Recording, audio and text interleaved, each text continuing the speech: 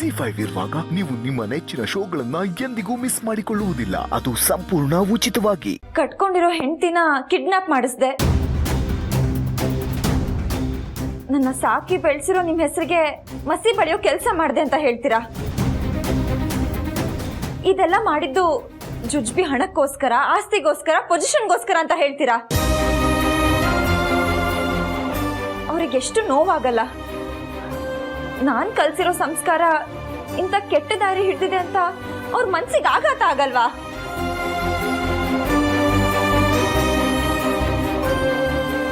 ಹೌದು, ಆಘಾತ ಆಗ್ಬೋದು, ಶಾಕ್ ಆಗ್ಬೋದು, ನೋವಾಗ್ಬೋದು, ಆದ್ರೆ ಸತ್ಯ ಗೊತ್ತಾಗ್ಲೇಬೇಕು.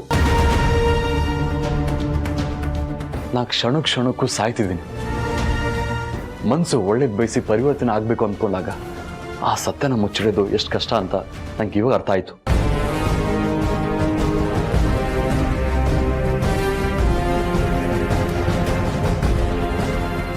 ಅತ್ತೆ, ನಂಬೇಡಿ ಅತ್ತೆ, ಇವನ್ನ ನಂಬೇಡಿ. ನನ್ನ ಮಾತು ಕೇಳಿ ಅತ್ತೆ, ನಂಬೇಡಿ. ಒಂದ್ ನಿಮಿಷ ಕಿಶೋರ್ ಅವರೇ, ಇವತ್ತು ಒಂದಿನ ಸತ್ಯನ ನಿಮ್ಮೊಳಗೆ ಇಟ್ಕೊಳ್ಳಿ. ನಾಳೆ ಎಲ್ರ ಮುಂದೆ ಈ ಸತ್ಯನ ನೀವು ಹೇಳ್ತೀರಾ? ಬರೀ ಹೇಳೋದಷ್ಟೇ ಅಲ್ಲ, ಅಪ್ಪ ಏನೇ ಶಿಕ್ಷೆ ಕೊಟ್ರು ನಾನು ಅನುಭವಿಸ್ತೀನಿ. ನಾನು ನಿಮ್ಮನ್ನ ನಂಬ್ತೀನಿ. ನಂಬೇಡಿ, ಕ್ಷಮಿಸ್ಲೂಬೇಡಿ. ನಿಮ್ಮ ಕ್ಷಮ ನಾನು ಇನ್ನೂ ಸಾಯಿಸುತ್ತೆ. ನಂಗೆ ಶಿಕ್ಷೆ ಆಗ್ಲೇಬೇಕು. ನನ್ನ ಪಾಪಿ ಅನ್ನೋದು ಮನೆಯವ್ರು ಎಲ್ಲರೂ ಗೊತ್ತಾಗ್ಬೇಕು. ಇದೆರಡೇ ನನ್ನ ಜೀವನದ ಗುರಿ. ಅಂತ ದೇವತಾ ಮನುಷ್ಯನ್ಗೆ ಬೆನ್ನಿಗೆ ಚೂರಿ ಹಾಕಕ್ ಹೋದ್ನಲ್ಲ, ನಾನು ಬದುಕಿರ್ಬಾರ್ದು. ತಾಳ್ಮೆ ಇರ್ಲಿ ಕಿಶೋರ್ ಅವರೇ. ನಾಳೆ ಎಲ್ಲರೂ ಸೇರ್ತಾರೆ, ಎಲ್ಲರ ಮುಂದೆ ಸತ್ಯ ಹೇಳಿ. ಆದ್ರೆ ಈ ಮನೆಯ ನಾಶ ಮಾಡಕ್ಕೆ ಒಬ್ರನ್ನ ಕರ್ಕೊಂಡ್ ಬಂದಿದ್ರಲ್ಲ, ಆ ಪ್ರಾರ್ಥನಾ, ನೀವೇನ್ ಮಾಡ್ತಿರೋ ನನಗೆ ಗೊತ್ತಿಲ್ಲ. ಅವರು ಈ ಮನೆಯಲ್ಲಿ ಇರ್ಕೂಡ್ದು. ಅವ್ರಿಗೂ ಈ ಮನೆಗೂ ಸಂಬಂಧ ಇರಬಾರ್ದು. ಅದೇನ್ ಮಾಡ್ತೀರಾ ನನಗೆ ಗೊತ್ತಿಲ್ಲ. ಅದ್ ನಿಮ್ ಕೈಲಿ ಆಗುತ್ತಾ? ಆ ಕೆಲಸ ಈಗಲೇ ಮಾಡಿ ಮುಗಿಸ್ತೀನಿ.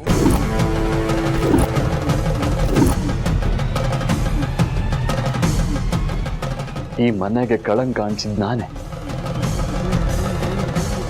ಆದ್ರೆ ಇವತ್ತು ಗೊತ್ತಾಯ್ತು ಆ ಕಳಂಕ ನಾನೇ ಅಂತ. ಎಲ್ಲಾನು ತೆಗಿತೀನಿ, ನನ್ನ ಮನೆನೂ ಕ್ಲೀನ್ ಆಗುತ್ತೆ.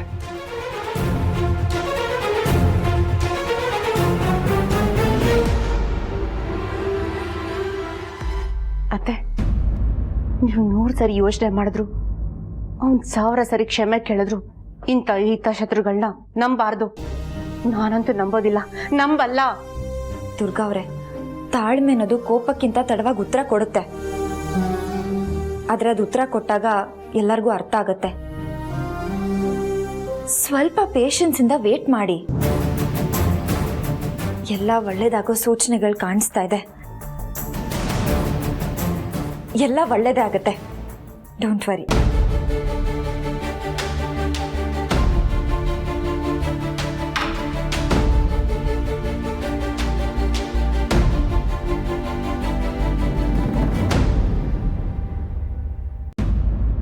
ಪ್ರಾರ್ಥನಾ, ಇವನ್ ಯಾಕೆ ಇಷ್ಟೊತ್ತಲ್ಲಿ ನನ್ನನ್ನು ಕುಕ್ಕೊಂಡ್ ಬರ್ತಿದ್ದಾನೆ?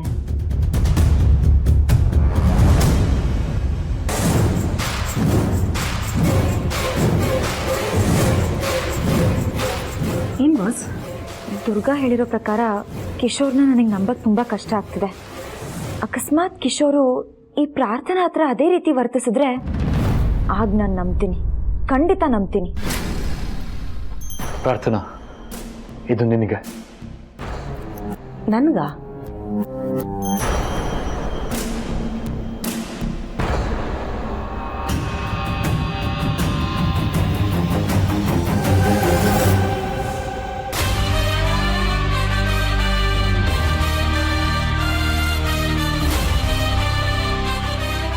ಬಾಸ್, ಏನಿದೆಲ್ಲ?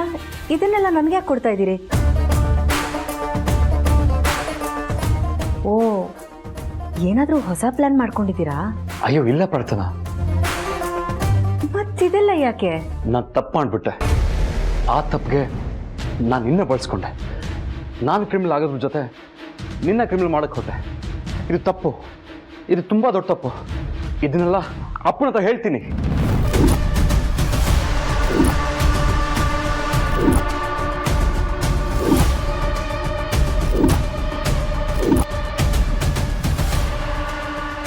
ಇವನ್ಗೇನು ಹುಚ್ಚಿಡ್ತಿದ್ಯಾ? ಯಾಕೆ ಹೀಗೆ ಆಡ್ತಿದ್ದಾನೆ? ಎಲ್ಲನೂ ಹೇಳ್ಬಿಟ್ರೆ ನನ್ನ ಗತಿ ಏನಪ್ಪ? ಬಾಸ್, ಏನಾದರೂ ತಗೊಂಡಿದ್ದೀರಾ? No, not at all. Please ನನ್ನ ಮಾತು ಕೇಳು. ಅಪ್ಪನ ಹತ್ರ ಹೋಗಿ ನಿನ್ನ ಈ ಮನೆ ಕರ್ಕೊಂಡು ಬಂದಿರೋ ಬಗ್ಗೆ, ದುರ್ಗಾ ಕಿಡ್ನಾಪ್ ಆಗಿರೋ ಬಗ್ಗೆ, ಈ ಹೋಟೆಲ್ ವಿಷಯದ ಬಗ್ಗೆ ಅಪ್ಪನ ಹತ್ರ ಹೇಳ್ಕೊತೀನಿ.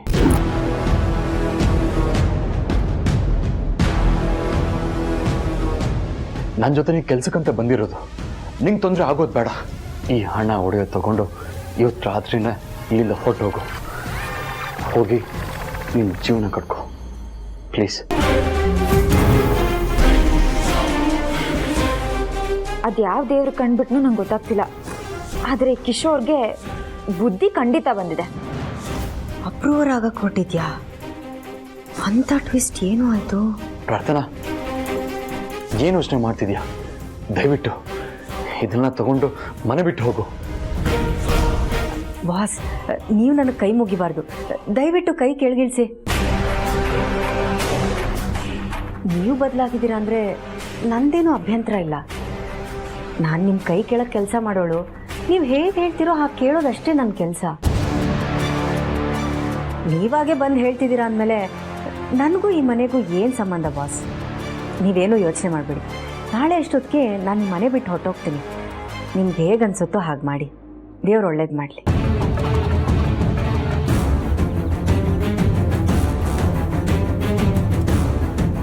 ಪಾಪಿ ಪ್ರಾರ್ಥನಾ ಇಷ್ಟು ಬೇಗ ಒಪ್ಕೊಂಡ್ಬಿಟ್ಲಾ? ನಂಗೆ ಯಾಕೋ ನಂಬಕ್ಕಾಗ್ತಿಲ್ಲ. ಕಿಶೋರೇ ಬದಲಾಗಬೇಕಾದ್ರೆ ಇವಳು ಬದಲಾಗೋದ್ರಲ್ಲಿ ಏನೂ ತಪ್ಪಿಲ್ಲ. ಕೆಲಸ ಕೊಡೋನೆ ಕೆಲಸ ಇಲ್ಲ ಅಂದಮೇಲೆ ಇವಳಿಗಿನ್ನೇನು ಕೆಲಸ? ಅದು ಸರಿನೇ. ಅಂತೂ ಎಲ್ಲ ಸಮಸ್ಯೆನೂ ಒಂದೇ ಕಡೆಯಿಂದ ಸಾಲ್ವ್ ಆಗ್ತಾ ಇದೆ. ಆದರೂ ಮನಸ್ಸಲ್ಲಿ ಏನೋ ಒಂದು ಮಿಸ್ ಹೊಡಿತಿದೆ ಅಂತ ಅನಿಸ್ತಿದೆ. ಇವಳೇನಾದರೂ ಹಣ ಬೇಡ ಅಂತ ಡವ್ ಮಾಡಿದ್ರೆ ಛತ್ರಿ ಅಂತ ಪ್ರೂವ್ ಆಗುತ್ತೆ. ಅದನ್ನು ತಗೊಂಡು ಹೋದರೆ ಮಾತ್ರ ಕಿಶೋರ್ ಕೆಳಗಡೆ ಕೆಲಸ ಮಾಡ್ತಿದ್ಲು ಅಂತ ಗೊತ್ತಾಗುತ್ತೆ. ಹೋಗ್ತೀನಿ. ಆದರೆ ಒಂದು ಕಂಡೀಷನ್. ಏನದು?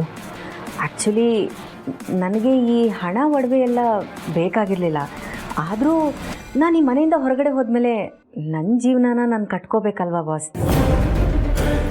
ಅದಕ್ಕೋಸ್ಕರನಾದರೂ ನನಗಿದು ಬೇಕೇ ಬೇಕು. ಅದಕ್ಕೆ ಥ್ಯಾಂಕ್ಸ್ ಪ್ರಾರ್ಥನಾ. ಹೋಗ್ಬಿಟ್ಟು ಬಾ, ಒಳ್ಳೇದಾಗಲಿ.